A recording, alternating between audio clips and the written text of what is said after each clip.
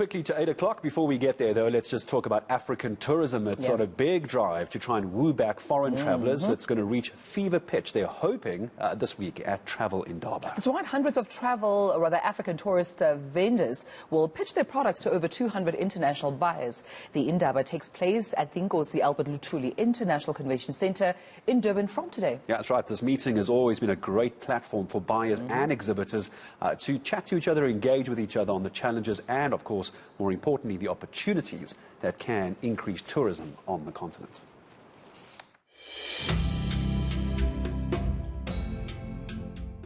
From heroic stories of liberation to the unspoken tales of the longest river in the world, giants roam strong and powerful. Just like its majestic animals, Africa's tourism sector is ready to roar back into life again. Not even concerns about the fifth COVID-19 wave can dampen the spirit of the industry. We have had 2 events that we have executed.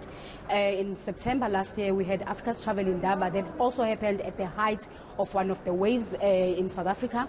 And that was a good success. It was a hybrid event where we had a number of people actually descending in South Africa and participating at that event. What is beautiful about that event is that we actually had international as well as African delegates that came to the event to witness the first of its kind. So operating under COVID, we know we have measures that we put into place that ensures that the event are still executed as safe events. But what is key to also note around the 2 events that we've done, it is us rubber stamping that it is indeed possible to have events that are safe, events that take all the precautions to ensure that events can still happen successfully under the height of COVID.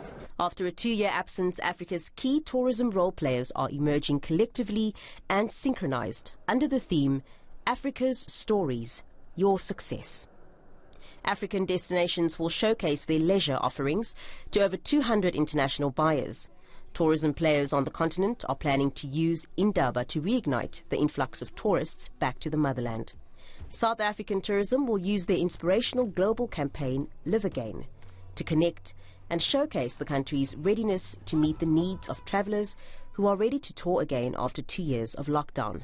International buyers say tourists are looking for new products following the isolation brought on by the pandemic.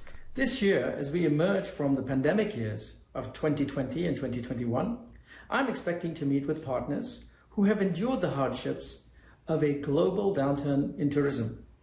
Those partners attending Indaba have survived and are now ready to thrive.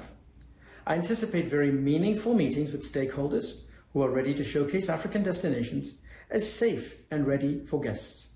For Wakanda Food Tech Incubator, Africa's Travel Indaba is the platform to bounce back and display the work of food creatives. Last year, they trained more than 100 chefs who will graduate this week. What makes these chefs stand out is that they are also equipped with entrepreneurial skills. COVID has been tough, particularly in the hospitality and therefore in the food industry. So a lot of chefs lost their jobs, and what we did as Wakanda and with the Department of Tourism, we took those chefs that were now unemployed and we trained them to be entrepreneurs, to own and start their own businesses. So we hope the Travel Indaba will excite people to come back into the country, and more importantly so that more restaurants can open and therefore these guys can own their own businesses too.